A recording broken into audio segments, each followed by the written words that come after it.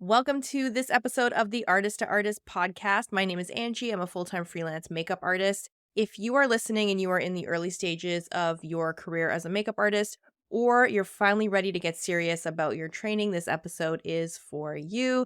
Today, we're talking about one of my favorite things, and that is foundation application.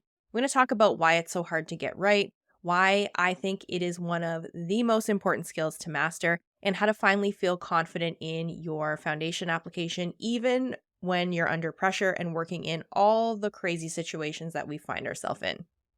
Foundation application can be so hard sometimes. It is definitely one of the most challenging steps to master, especially if you're early on in your career. And that is because it requires more than just good products in your kit. It requires a plan to do it right. You're working with different undertones, texture, lighting, product finishes all at once. And it's my opinion that a lot of new artists aren't taught how to think that way.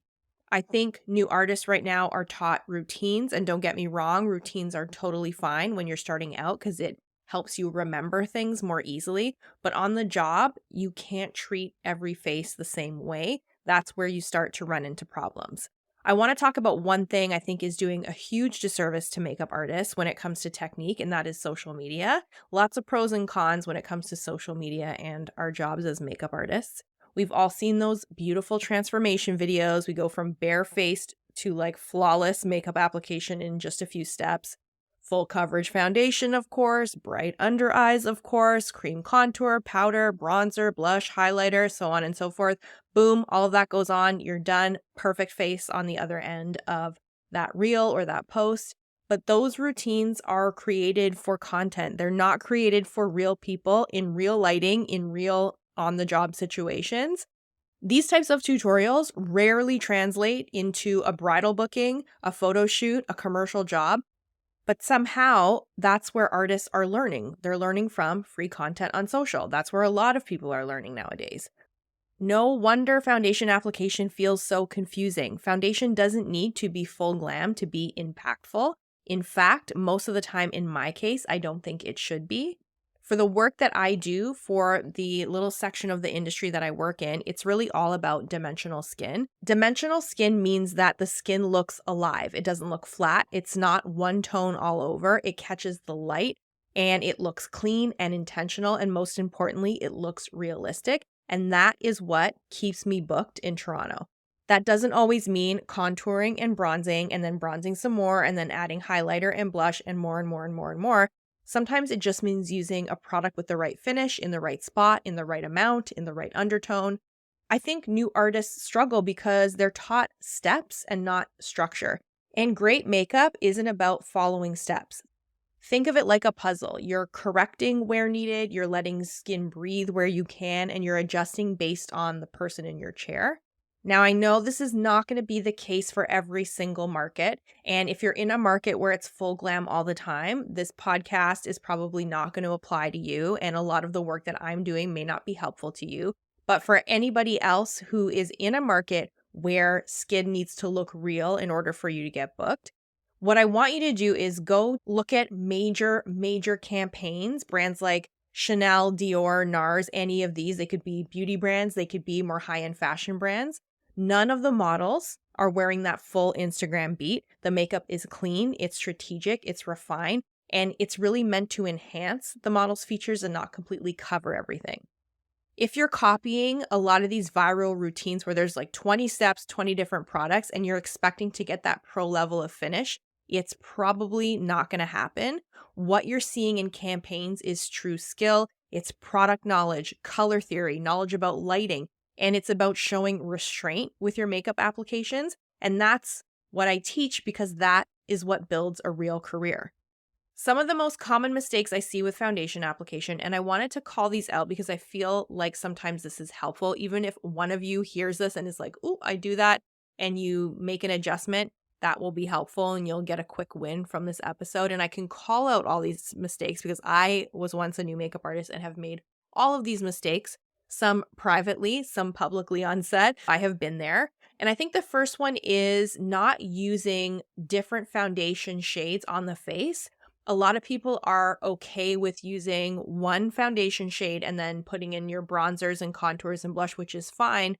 But when you look at the skin and the different tones that are in the skin, you should be seeing that no one is really one foundation color. That's something I think if you're struggling with your foundation applications, you may want to play around with that, using more than one foundation shade in combination with bronzer, contour, blush, and all of that. You're going to need a couple different foundation shades. And this next one I'm blaming fully on social media, and I see people layering for coverage instead of being more strategic and maybe color correcting or choosing better placement of concealer, trying different foundations with different levels of coverage. I just see people like icing a cake, putting layer upon layer upon layer of product to cover certain things on the skin. That is not good. Applying the same routine to everybody. This doesn't just go for foundation application. This goes for makeup application in general. Not everybody suits that Instagram beat. So if you're trying to find a routine that works on every single client, that's the wrong way to approach it. I made this mistake. I was trying to find my like quote unquote signature style, and I would do the same look on everybody, and it didn't work because that generally doesn't tend to work. And you really have to cater your makeup application to every single person in your chair. That's part of why this is such an extremely challenging job that we've all chosen here. There's a difference between using products that you like that are reliable on each person and applying makeup in the same way. So I hope that makes sense. The next thing is ignoring lighting, and I mean this while you're applying makeup, but also once the makeup has been applied. You need lights in your kit. This is an essential, just like a makeup brush. And once your makeup is done, you need to take a look at your makeup in different lighting, because if you mess up a foundation match, that is a stain on your reputation that is very hard to wash away. People will talk about that for a very long time. Good lighting is one of the things that will help you avoid this. I also think it's important for new artists to look at the whole picture, not just the face, but the face, neck, chest, hands, arms, if they're going to be doing any beauty focus shoots. Looking at the entire torso when it comes to figuring out your foundation application and matching undertones and all of that is really important. The other thing I see is a lot of artists do not have enough options of different foundations in your kit, and that's in terms of coverage, color range. We need options to be able to do this job. This next one is just a personal pet peeve of mine, and I think it has wrecked a lot of good foundation applications, and that's just overusing setting spray. I see people drenching other people's faces with setting spray, and I don't know why we are doing this. It's going to break apart the foundation. It's just, I've seen this ruin a lot of good makeup applications, so relax with the setting spray. And the last thing I just wanted to call out, choosing foundation formulas based on what is viral or popular, but not what makes sense for the person in your chair or the job that you're doing. If you've just listened to this list and you feel like I'm targeting you, I'm not. These mistakes, if you've made them, do not make you a bad artist. I wanted to include these because sometimes it just takes someone calling these things out to shift your approach. That's how I figured things out. Either I knew I made a mistake, someone told me I made a mistake, I correct it, I moved on, and now I'm here. I think a lot of what this means, if you are making these mistakes right now with your foundation application, it just means that no one has shown you or taught you the why behind your foundation application or your approach to foundation application. If you are new and you're listening to this and you're still building your confidence, here is what I recommend focusing on. I think when you're doing your foundation applications, you have to be swatching if you aren't sure. A lot of people feel like swatching or to swatch foundation is something embarrassing, and it shows that you are a newbie or you're new at makeup artistry, or it makes people less confident in your skills. Let me tell you how I swatch everything all the time when on myself, when I'm working on set. Foundation swatching for me is an essential part of my application. I do it just to double check.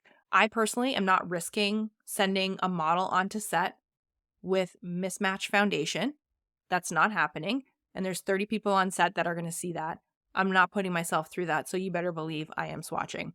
So swatch if you aren't sure. And how I recommend swatching foundation on your clients or your talent is taking 2 or 3 different undertones, swatching it on the side of the jawline, and see what that swatch looks like in relation to the face, neck, and chest.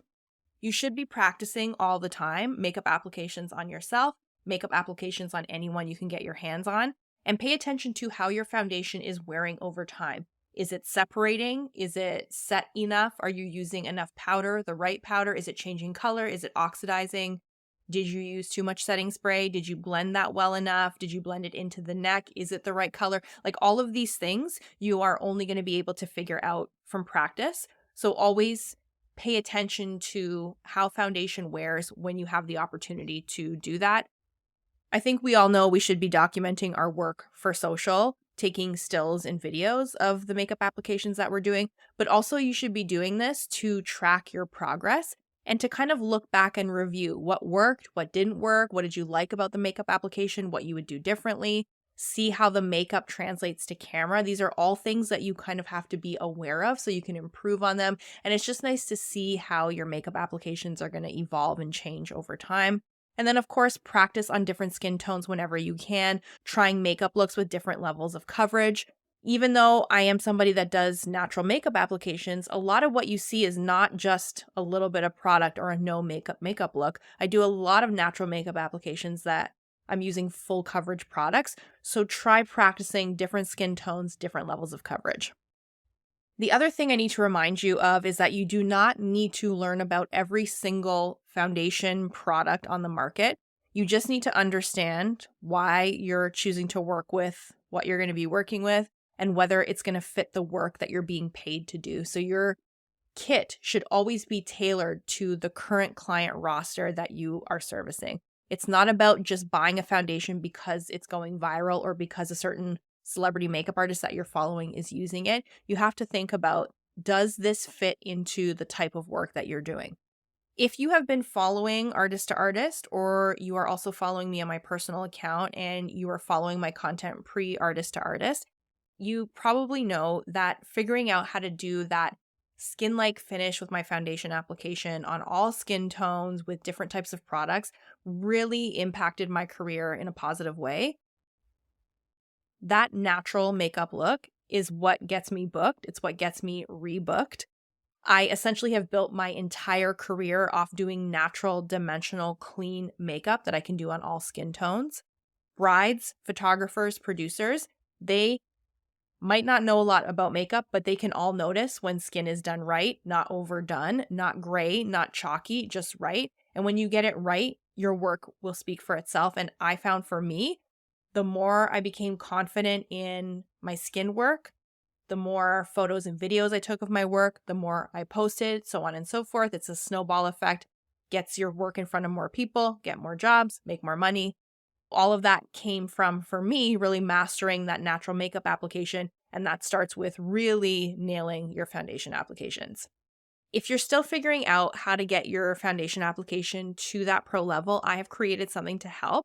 It's called Foundation Fundamentals, Mastering Placement, Blending, and Dimension, and it's now live. It is a course that is designed for new makeup artists, and it breaks down exactly how I create that really clean, intentional foundation application that works in real life and looks really great on camera as well. In this course, you'll see 2 different foundation application demonstrations on models with different skin tones. I'll talk about why I choose the products I do, what I prioritize during skin prep, how I balance coverage and texture of the makeup that I'm using to really nail that natural makeup look. And of course, I'm going to share a link with you to that course in the show notes. Foundation is really hard, you guys, but it is not impossible. Once you understand placement, tone, structure, it gets much easier and it will become one of your most powerful tools as an artist. Now, before we wrap up this episode, I have to tell you about something amazing that is happening this month. If you are a makeup artist that does hair, if you are a makeup artist that is thinking you want to do hair, or you're a hairstylist listening to this, you're Canadian, you can get to Toronto on Sunday, April 27th from 1 to 5 p.m. My incredibly talented friend, Ashley Reddings, is teaching an exclusive updo masterclass. Ashley has built her career around doing really elegant, modern updos for red carpets, weddings, and editorial. I have worked alongside her for many, many years. I have learned so much about doing hair. She has improved my hairstyling, my taste level when it comes to hair, my finishing. Ashley is one of the best hairstylists in Toronto. In this workshop, Ashley is going to teach you how to decode inspiration images, even those really vague ones that we all get from our clients or people on set. She's going to demo 2 updos and break them down into 5 essential components that apply to, I think, pretty much every updo. Plus, you'll learn how to communicate more clearly with clients and creative teams so you're not second guessing what they really want. You will definitely find out about what Ashley's favorite products are, and you'll get a better understanding of how to handle any updo with more confidence. I know updos were so hard for me for such a long time, and I credit Ashley with teaching me so much about hair. She's just really amazing at what she does. So April 27th in Toronto. I will link to tickets in the show notes. And that's everything for this week. Thank you so much for being here. If you found this helpful, please share it with another artist who might need to hear it. And if you want to see the techniques I'm talking about in action, the course is ready for you. I will talk to you next week. Bye, everyone.